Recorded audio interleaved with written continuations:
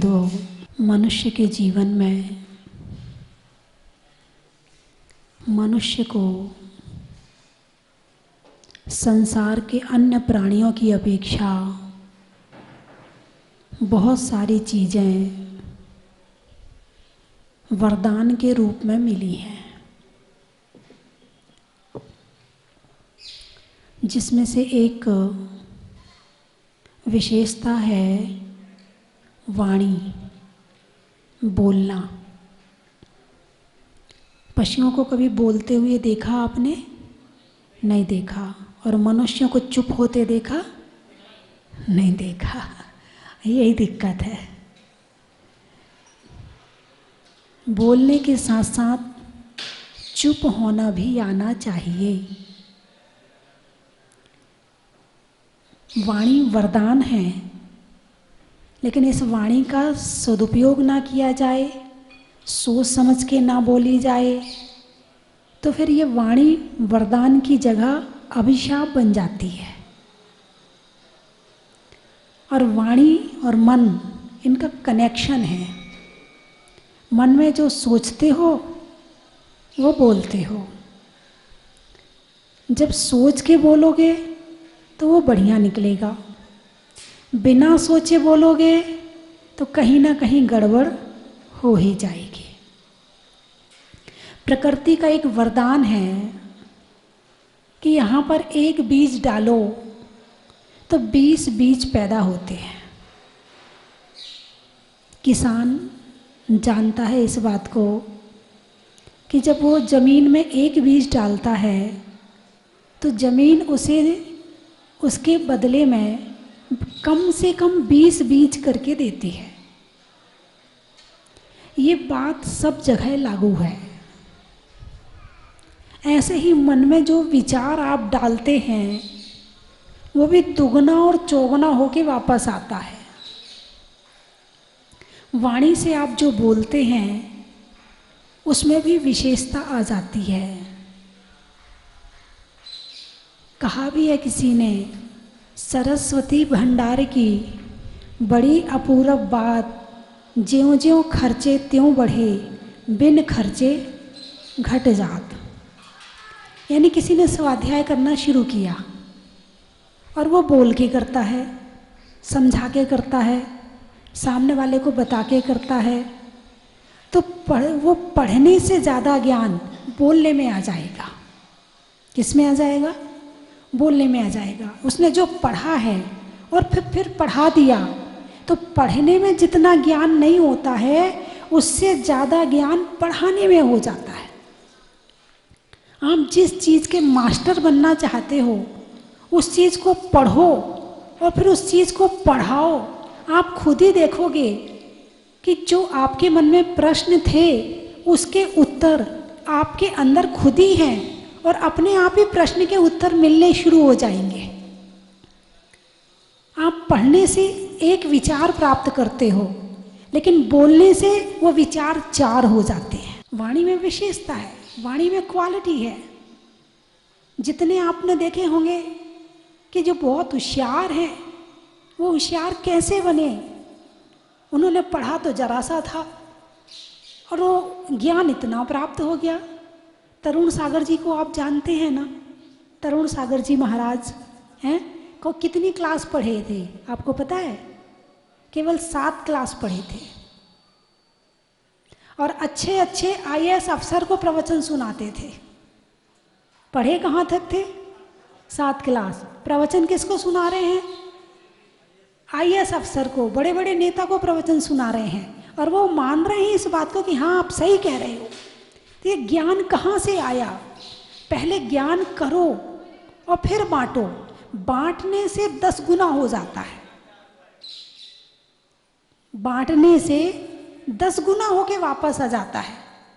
लोग सोचते हैं कि बांटने से कम होता है, लेकिन संसार में, दुनिया में कोई भी चीज़ ऐसी नहीं है जो बांटने से कम हो जाए। यदि तुम क्रोध बांटोगे, अरे बोलिए ना, यदि क्रोध बांटोगे तो 10 गुना क्रोध वापस आएगा। तुम निंदा बांटोगे तो 10 गुनी निंदा वापस आएगी, और ज्ञान बांटोगे तो 10 गुना वापस ज्ञान ही आएगा।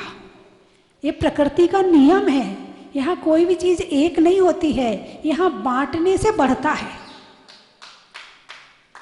अच्छी लगी बात? अच्छे से ताली बजा लो। यहाँ जो बांटो, तुम्हें जो चाहिए है ना, तुम्हें जो चाहिए है वो बांटना शुरू कर दो। बस धन चाहिए, धन बांटना शुरू कर दो। तुम्हें शांति चाहिए, शांति बांटना शुरू कर दो।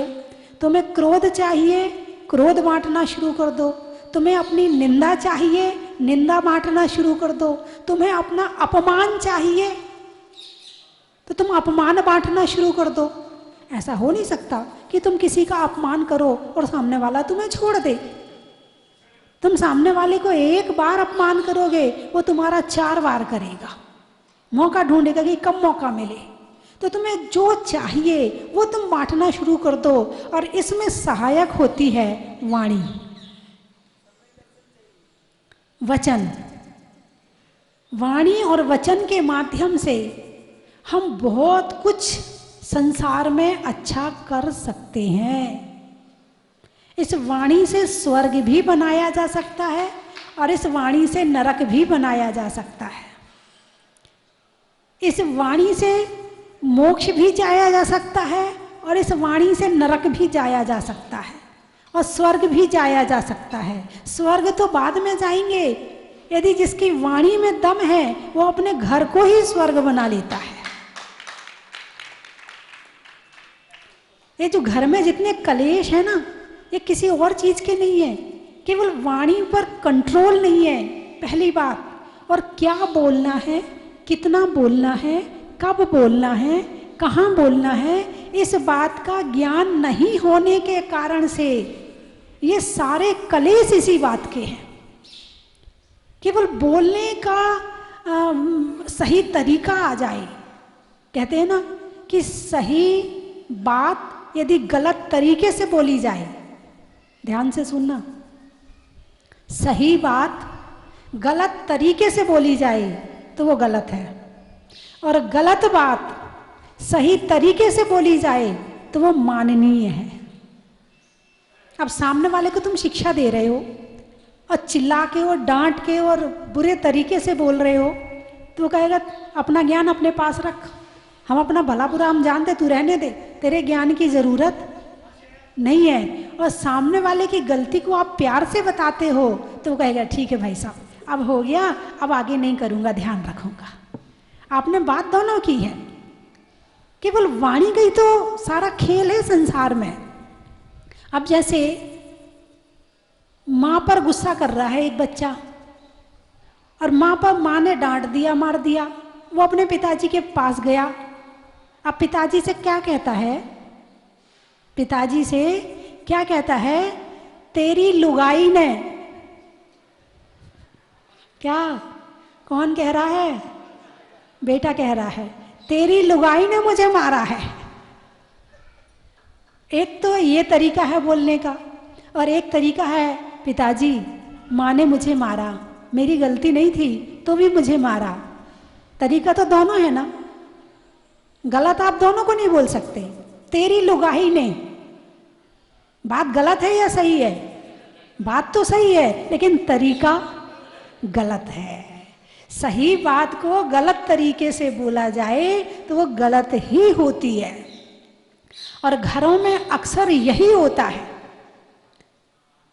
रसोई में गए, सास पहले से मौजूद है, बहू बाद में आई है। अब सास जिस तरीके से काम करती है, यदि बहू ने उस तरीके से नहीं किया फिर क्या होगा?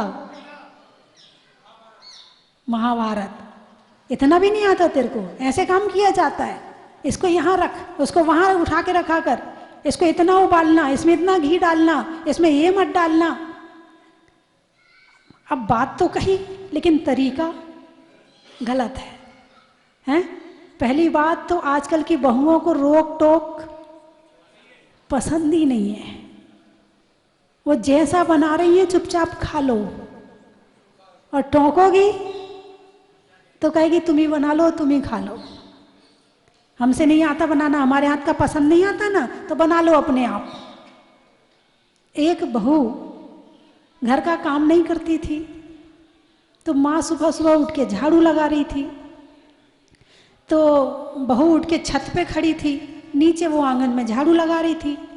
तो बेटे ने सोचा कि चलो इसको शिक्षा देने के लिए कुछ करते हैं। उसने कहा माँ तू मेरे होते हुए झाड़ू लगा रही है, ला झाड़ू, मैं लगाऊंगा झाड़ू। उसने सोचा यदि मैं ऐसा करूँगा तो मेरी पत्नी नीचे से दौड़ के आएगी और कहेगी कि नहीं नहीं आप क्यों लगा रहे हो, मैं लगा लेती हूँ झाड़ू। तो माँ ने कहा नहीं बेटा तू क्यों लगाएगा झाड़ू, झाड़ू तो मैं लगाऊंगी, मैं हूँ ना। बेटा बोला नहीं माँ मेरे होते हुए तू लगाए, अच्छी नहीं लग रही है। तो बहू ऊपर से कहती है अरे लड़ते क्यों हो, दोनों दो आपस में दिन बांट लो, एक दिन तुम लगा लेना, एक दिन तुम लगा लेना।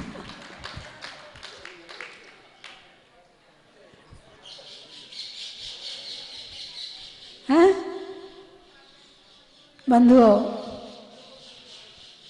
वाणी हमें वरदान के रूप में मिली है। एक कुत्ते के मन में क्या विचार चल रहे हैं वो व्यक्त नहीं कर सकता, एक घोड़े के मन में क्या विचार चल रहे हैं वो व्यक्त नहीं कर सकता, लेकिन तुम्हारे मन में क्या विचार चल रहे हैं तुम व्यक्त कर सकते हो।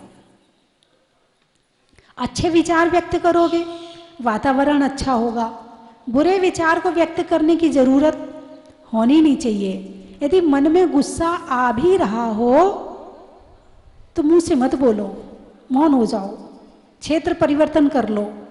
यदि अभी बोलोगे तो सामने वाले को ऐसी चोट लगेगी कि वापस वो भी तुम्हें चोट मारे बिना नहीं रहेगा। इसीलिए अभी मत बोलो। क्रोध आ रहा है मुंह से मत निकालो, चुप हो जाओ, मौन हो जाओ, इधर उधर घूम के आ जाओ, अपना मन शांत कर लो, फिर आओ, फिर वही बात कह देना, मामला साफ हो जाएगा। यानी क्रोध को टाल दिया जाए तो वो ठंडा हो जाता है। क्रोध को समय भाई अभी नहीं, अगले घंटे कर लेंगे, कल कर लेंगे, कल बता देंगे। एक उदाहरण याद आ रहा है, लिखा था कहीं पर कि एक बार किसी ने गांधी जी को चिट्ठी लिखी। तो गांधी जी को चिट्ठी लिखी, उसमें बड़ा क्रोध लिखा हुआ था, बड़े गुस्से के वचन लिखे हुए थे गांधी जी ने। और वो जो चिट्ठी देने वाला था उसने जो भेजा था, जिसको वो सामने बैठा हुआ है, गांधी जी ने बड़े प्यार से चिट्ठी पढ़ी, चिट्ठी को फाड़ के फेंक दिया, उसका जो लिफाफा था उसके ऊपर कुछ लिखने लगे। तो उसने कहा आपको गुस्सा नहीं आया? बोले नहीं आया। बोले क्यों? बोले जो मेरे काम का था वो मैंने ले लिया, ये लिफाफा खाली है ना, ये लिखने के काम आ जाएगा, इसे व्यर्थ नहीं फेंकना है, और ये जो इसमें जो गाली लिखी ना वो मेरे काम की नहीं है, इसलिए मैंने ली नहीं। ऐसे एक और उदाहरण पढ़ा था कहीं कि एक व्यक्ति ने किसी को ऐसे ही पत्र लिखा, बड़े गुस्से में, बड़ी गालियां भरी चिट्ठी लिखी। तो जब वो चिट्ठी पढ़ रहा था उस समय रात के 11 बज रहे थे। अब उसने सोचा गुस्सा तो बहुत आया कि अभी चिट्ठी लिखूं उसको, लेकिन उसने सोचा आज नहीं कल लिख लूँगा। क्या सोचा? आज नहीं कल लिख लूँगा। अब कल आया, कल दिन भर काम में लगा रहा, भूल गया, फिर वही रात हुई, रात को फिर उसने चिट्ठी को पढ़ा, फिर लिखने की सोची, बोले अब फिर रात हो गई, लेट हो गया, अब कल लिख लूँगा। अब कल जितना क्रोध था आज उससे कम हो गया। ऐसा वो 3-4 दिन लगातार करता रहा और उसे चिट्ठी लिखने की फुर्सत नहीं मिली। फिर जब उसने 7वें दिन वो लेटर 7वीं बार पढ़ा, बोले क्या लिखा, सही तो लिखा है, मैं ऐसे ही तो हूँ, उसे वापस क्या करना, उसे क्यों क्रोध करना उस पर, उसने जो कुछ लिखा है वो सही लिखा है। पहले दिन चिट्ठी लिख देता तो क्या होता? कलेश हो जाता, बुराई हो जाती, अपमान हो जाता, बैर हो जाता, और 7वें दिन तक पहुंचने पर थोड़ा ठंडा हो गया। पहले चिट्ठी का जमाना था, अब तो मोबाइल का जमाना है, इसलिए लड़ाइयाँ बढ़ रही हैं। क्या लड़ाई बढ़ने का कारण क्या है? कि जो मन में आया तुरंत व्यक्त कर दिया। अब अच्छे विचार तो कम हैं तुम्हारे पास में, दुनिया भर की कहानियाँ ज़्यादा हैं, लड़ाई की, भिड़ाई की, निंदा की, ईर्ष्या की, क्रोध की, वो ही ज़्यादा है, और वो व्यक्त करने का साधन मोबाइल मिल गया। न करेला और नीम चढ़ा।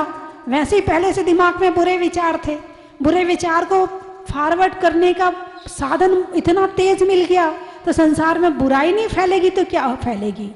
पहले चिट्ठी लिखते थे, लिखने के बाद में फिर इंतजार करते थे, फिर कि वो आज पहुंचने वाली होगी, कल पहुंचने वाली होगी, अब पहुंच गई होगी, अब वो उसका जवाब देने वाले होंगे, अब वो वापस 15 दिन निकल जाते थे, गुस्सा आधा ठंडा वैसे ही हो जाता था। अब तो गुस्सा आया तुरंत फोन मिलाओ और तुरंत करो गुस्सा, देर करने की जरूरत नहीं है। अच्छा काम अभी करो और बुरा काम कल पर टालो। अच्छा काम अभी करो और बुरा काम कल पर टालो। भाई आज गुस्सा नहीं करेंगे, आज नहीं, आज मोबाइल का त्याग, गुस्सा आ रहा है इसलिए मोबाइल का त्याग। एक नियम ले लो आप लोग, चलो जितने लोग मेरी बात सुन रहे हैं, चाहे टीवी में चाहे सामने बैठे, कि यदि आपको गुस्सा आए, जिस पर गुस्सा आए, गुस्से में आप किसी को फोन नहीं करेंगे। चलो एक नियम ले लो आज आप, बहुत बड़ी चीज है। ये नियम ले लिया आपने तो आप बहुत सारे संकटों से बच जाओगे, बहुत लोगों को परेशान करने से बच जाओगे और स्वयं परेशान होने से बच जाओगे।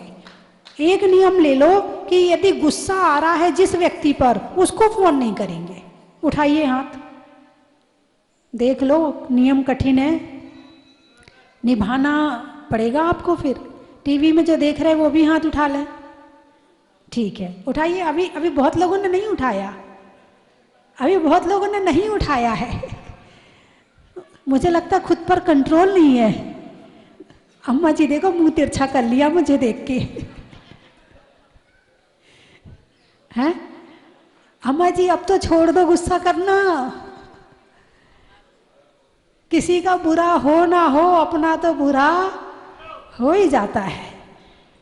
चलिए फिर से उठाइए, मैं एक बार फिर हाथ देख रही हूं, टीवी वालों के हाथ भी मुझे दिख गए हैं। संभाल लोगे, कर लोगे, हो जाएगा। बस जिस पर गुस्सा आ रहा है उसको फोन नहीं करेंगे, जब दिमाग ठंडा हो जाएगा फिर बात कर लेंगे।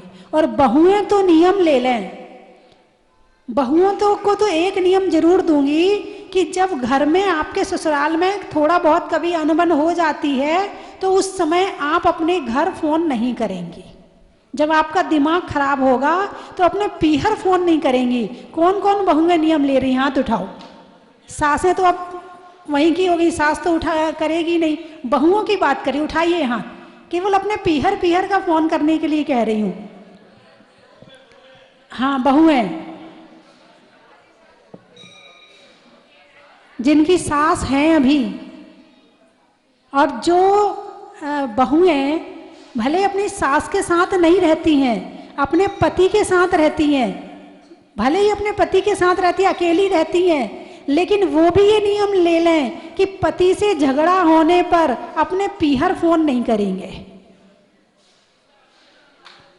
उठाइए हाथ अपने। अच्छा महिलाएं नियम ले लें कि हम अपने पति की बुराई किसी से नहीं करेंगे। अब देख लो कितनी सती सावित्री बैठी यहाँ पर, देख लो भाई, अपनी अपनी शक्ल देख लो, अपनी अपनी पत्नियों की तरफ देख लो। उठाइए हाथ, अपने पति की बुराई नहीं करेंगे किसी से।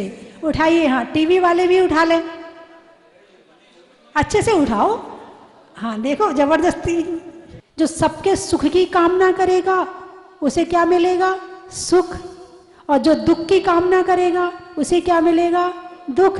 अभी बताया था कि यहाँ एक बीज बो, बताया था ना, आम का बोओगे आम मिलेगा, बबूल का बोओगे बबूल वो मिलेगा, कांटे का बोओगे कांटे मिलेंगे। यहाँ तो जो बोओगे वो मिल जाएंगे। तो ये जो वाणी मिली है हमें, ये बड़ी अमृत है, अमृत। इस वाणी से चाहो तो अमृत पिला दो सामने वाले को, और इस वाणी से चाहो तो जहर पिला दो सामने वाले को। सामने वाला तुम्हारी वाणी को सुनकर खुश भी हो सकता है और सामने वाला तुम्हारी वाणी को सुनकर नाराज भी हो सकता है। तो वाणी का सदुपयोग करना सीखो। यदि कुछ सीखना है संसार में, आप कहाँ तक पढ़े हैं, कितना पढ़े हैं, आपने कितनी डिग्री ली है, वो मुझे नहीं मालूम। लेकिन यदि आपको वाणी का सदुपयोग नहीं करना आया तो आपका पढ़ना लिखना भी बेकार हो गया। ये सारी चीज़ें किताब में नहीं लिखी होती हैं, ये सारी चीज़ें शास्त्र में लिखी होती हैं। शास्त्र तुम पढ़ते नहीं हो, शास्त्र पढ़ने की तुम्हें फुर्सत नहीं है, शास्त्रों के नाम से तुम दूर भागते हो। अरे इतना मोटा शास्त्र कौन पढ़ेगा, कैसे पढ़ेंगे, अरे ये कैसे होगा। हाँ, बच्चे तुम्हारे मोटी मोटी किताबें स्कूल की पढ़ सकते हैं, तुम शास्त्र नहीं पढ़ सकते हो। और पढ़ना तो सारी जिंदगी चाहिए, पढ़ने से मन शुद्ध होता है। जब तक इंसान पढ़ाई करता है ना, चिंता रहित होता है। जब तक पढ़ाई चलती है जीवन में, तब तक मन बड़ा प्रशस्त रहता है, क्योंकि दिमाग कहाँ लगा रहता है, उस पढ़ाई में लगा रहता है। तो ऐसा नहीं है कि केवल जो स्कूल और कॉलेज तक की पढ़ाई है, पढ़ाई वहीं तक होती है। एक बच्चा आया तो मैं उसे कभी पढ़ते हुए मिलती थी, कभी लिखते हुए मिलती थी। अब वो बच्चा अपनी मम्मी से पूछता है, मम्मी माता जी कौन सी वाली परीक्षा दे रही हैं। बोले क्यों बेटा, कि ऐसा क्यों लगा। बोले ये तो कभी पढ़ती हैं, कभी लिखती हैं, ये बातें तो करती नहीं है, इनकी कौन सी परीक्षा है। उन्होंने कहा इनकी कोई परीक्षा नहीं होती है, लेकिन ये अपने आत्मा के ज्ञान के लिए और अपने ध्यान के लिए पढ़ती है। तो हम अपने आत्मा के ज्ञान और ध्यान के लिए पढ़ते हैं। भले आप गृहस्थ हैं तो ऐसा नहीं कि आपने मोक्ष प्राप्त कर लिया शादी करके, ऐसा नहीं कि आपने परिवार बसा के आपने बस संपूर्ण सुख प्राप्त हो गया आपको, अब आपको स्वाध्याय करने की जरूरत नहीं है। नहीं, जो स्वाध्याय करता है उसके घर के आधे कलेश, आधी चिंता, आधी संघर्ष, आधी परेशानियां अपने आप दूर हो जाती हैं। और जो स्वाध्याय नहीं करता है तो फिर वही बात है, जहाँ कचरा इकट्ठा करोगे वहाँ बदबू आएगी, और जहाँ फूल इकट्ठे करोगे वहाँ खुशबू आएगी। संसार के खूब कचरे इकट्ठे किए, क्रोध मान माया लोभ के, इसलिए दिमाग में बदबू चिंता की आ रही है, इसीलिए रो रहे हैं, रोग शोक बीमारी सारी हो रही हैं। और मन प्रशस्त रहेगा, ये सारी चीज़ें अपने आप दूर रहेंगी हैं। अब आप हाँ, वाणी से शांत हो गए आप, मतलब एक इतनी सी वाणी मैंने यहाँ कही तो आप कितने शांत हो गए। किसका प्रभाव है? वाणी का प्रभाव है। ऐसे ही आपकी वाणी में मधुरता आ जाए तो आपके घर वाले भी शांत हो जाएंगे। बहुत अच्छी चीज है वाणी, बहुत अच्छी चीज है, इसका सदुपयोग करना सीखो। प्रमादचर्या में इसे मत बिगाड़ो, प्रमादचर्या करके आप पाप का बंध मत करो। चलिए मैं 3 चीजें बोलूंगी, आपको कहना बड़ा ही महत्व है। मंदिर में जिनवाणी का, महिलाओं में साड़ी का, और बोलने में मीठी वाणी का, देने में दान का, नहीं होने में परेशान का, और नहीं करने में किसी के अपमान का बड़ा ही महत्व है, और करने में दूसरों के सम्मान का। बोलिए ना, बड़ा ही महत्व है। सम्मान का महत्व नहीं है? महत्व है। आज का नियम है कि आपको 10 लोगों की प्रशंसा करनी है। क्या करना है? 10 लोगों की प्रशंसा करनी है। अब क्या कहना है प्रशंसा में वो आप देख लो, हो सकता कि नहीं हो सकता। बुराई तो करनी नहीं, बुराई का तो त्याग है, लेकिन 10 लोगों की, और पत्नी पति की, पति पत्नी की जरूर करेगा, ये नियम है। औरों की करना तो आसान है, और बहू सास की और सास बहू की जरूर करेगी, भले फोन करके करनी पड़े। बहू तू बहुत अच्छी है, कुछ भी जो भी आपको लगे वो आपको प्रशंसा करनी है ना।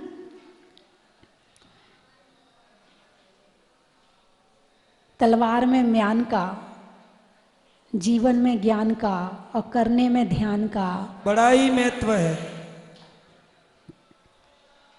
शरीर में जान का, शादी में पान का, और आज होने वाले 64 रिद्धि विधान का बड़ा ही महत्व है। कलकत्ता से आए, पेड़ में पत्ता का, मधुमक्खी में छत्ता का, और आने वालों में कलकत्ता का बड़ा ही महत्व है। और कहाँ से आए? टोकर, अच्छा। शरीर में कर का, किसान में हर का और आने वालों में टोकर का। बड़ा ही महत्व है। बस। गाने में सुर का, रिश्तों में ससुर का और आने वालों में जयपुर का। बड़ा ही महत्व है। नजों में शोर का, जंगल में मोर का और आने वालों में इंदौर का। बड़ा ही महत्व है। विश्व प्रसिद्ध विश्वविख्यात अतिशय क्षेत्र बाड़ा पदमपुरा में स्वस्ति धाम प्रणेत्री भारत गौरव गणनी आरिका श्री स्वस्ति भूषण माता जी का मंगल चातुर्मास चल रहा है। इस चातुर्मास के अंतर्गत सभी कार्यक्रम ऐतिहासिक संपन्न हो रहे हैं। धर्म प्रेमी बंधुओं, माता जी के मंगल चातुर्मास के दौरान जितने भी कार्यक्रम संपन्न हुए हैं और आगे जो भी कार्यक्रम संपन्न होंगे वह सभी कार्यक्रम स्वर्ण अक्षरों से इतिहास में लिखे जाएंगे। बंधुओं, पूज्य बाबा के दरबार में गणनी आरिका श्री स्वस्ति भूषण माता जी के सानिध्य में 9 अक्टूबर को प्रातःकाल 8:30 बजे से ऐतिहासिक कार्यक्रम संपन्न किया जा रहा है। आप वहीं पर रहे। ये ऐतिहासिक कार्यक्रम बाड़े वाले बाबा के दरबार में जो मूल नायक पद्म प्रभु भगवान की महा अतिशयकारी प्रतिमा मूल वेदी में विराजमान है,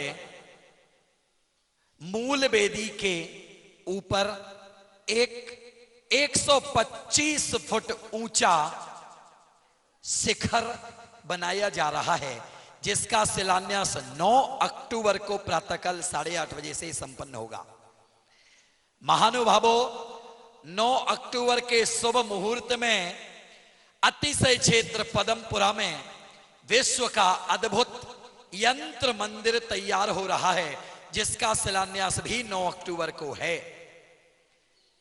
दुनिया भर में जैन दर्शन से संबंधित जितने भी यंत्र हैं, आगम में उल्लेखित सभी यंत्रों को उस यंत्र मंदिर में स्थापित किया जाएगा। 9 अक्टूबर को ही तीसरा ऐतिहासिक कार्यक्रम अतिशय क्षेत्र पदमपुरा में जो भी महानुभाव रहने का अथवा अल्पकालिक रहने का मन बना रहे हैं, उनके लिए 1 BHK 2 BHK फ्लैट तैयार हो रहे हैं। जो भी महानुभाव फ्लैट आदि लेना चाहें वे संपर्क भी कर सकते हैं।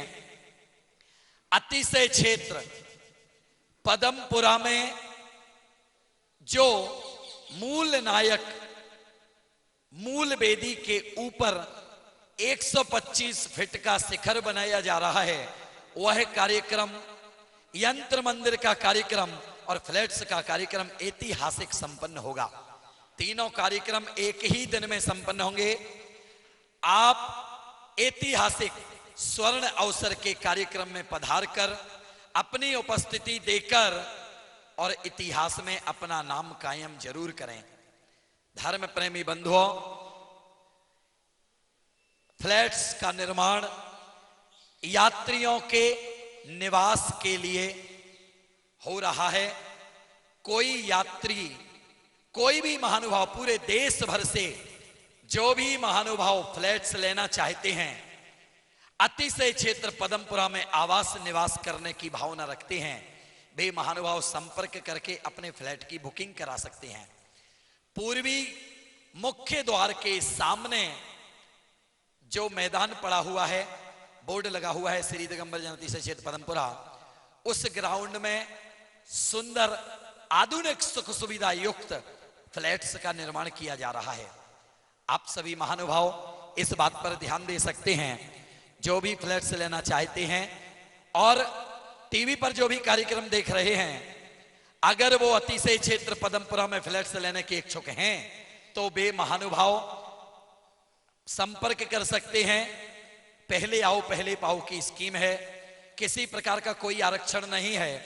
आप बुकिंग कीजिए और फ्लैट प्राप्त कीजिए। बहुत जल्दी अतिशय क्षेत्र पदमपुरा में फ्लैट्स का निर्माण होगा। भी नहीं रहा था, मेरा किसी एक और जगह जाने का प्रोग्राम था। अचानक मम्मी की इच्छा थी कि मैं जहाजपुर का दर्शन करके ज़रूर आऊँ।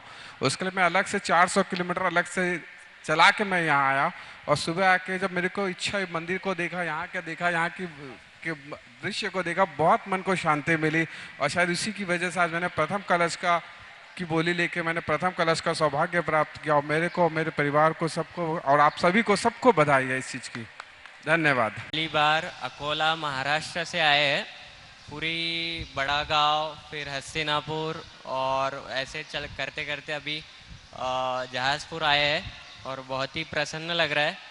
मेरी मम्मी की बहुत इच्छा थी आज किसी भी हालत में शांति धारा करने की भगवान जी की, तो वो आज पूरी हो गई है। और अभी यहाँ से हम बिजोलिया होते हुए वापस महाराष्ट्र जा रहे हैं। और राजस्थान में मतलब पूरे भारत में श्वेतांबरी जैन का सबका ये पता है, उनका वैभव पता है, लेकिन दिगंबरी जैन का वैभव सिर्फ राजस्थान आके पता चलता है। मतलब ये एक नई चीज़ हमने देखी और बहुत अच्छा लग रहा है। धन्यवाद। चुके हैं और आज तो हमारा सौभाग्य ऐसा लगता है कि जैसे हम आए नहीं हैं, हमें बाबा ने बुलाया है। क्योंकि हम जा कहीं और रहे थे, लेकिन वहाँ हमारा प्रोग्राम चेंज हो गया और हम यहाँ आ गए। मंदिर यहाँ का बहुत अच्छा, बहुत भव्य मंदिर है। भी हो चुके हैं और यहाँ का क्षेत्र बहुत ही अच्छा है और यहाँ की मूर्ति बहुत ही चमत्कार है। जो मांगो वो मिलता है और अब तक हमने जो मांगा है वो मिला है। धन्यवाद। और यहाँ आके बहुत ही अच्छा लग रहा है। मैं जिया जी ने साथ आया हूँ, वो यहाँ कितनी बार आए हुए हैं, तो मैं पहली बार आया हूँ। यहाँ पे बहुत ही शानदार अच्छा लगा, चमत्कारिक मूर्ति है। माता जी के सानिध्य भी प्राप्त हो रहा है और मैं चाहता हूँ कि मैं आगामी दिनों में मैं यात्रा करने वाला हूँ बाहर की, तो मैं भगवान से यही प्रार्थना है कि वो यात्रा सुखद रहे और मैं जो चीज़ के लिए जा रहा हूँ वो उसमें सफल रहूँ। नमस्ते।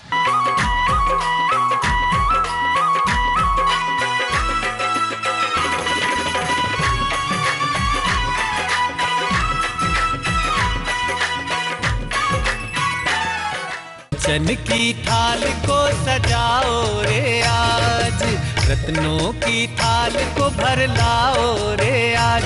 आओ आओ करे रे गुणगान आरती भगवन की।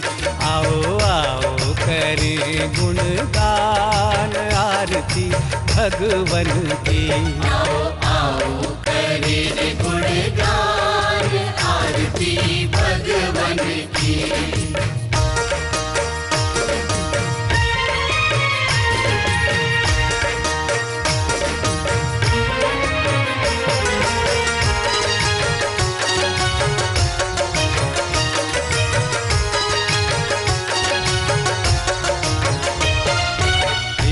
सुमित्र के राज दुलारे, माँ पद्मा जी के नैनों के तारे।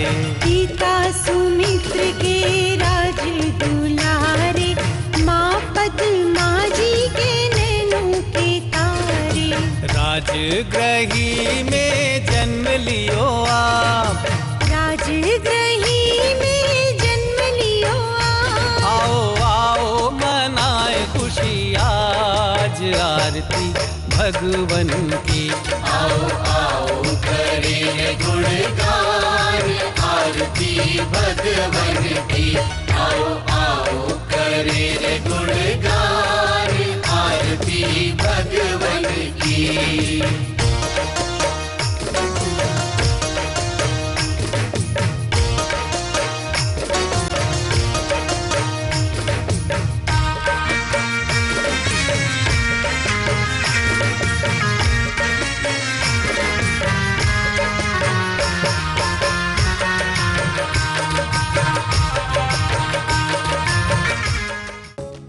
परम विदुषी लेखिका गणिनी आरिका रत्न श्री 105 स्वस्ति भूषण माता जी, जिन्होंने मात्र 20 वर्ष में 100 से भी अधिक किताबें लिखकर जैन समाज को अनूठा योगदान दिया है।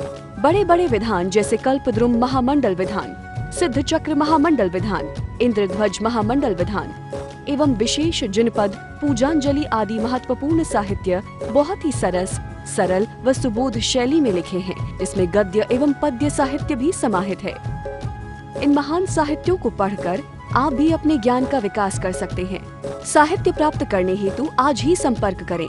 संपर्क सूत्र 7906062500 9868345768।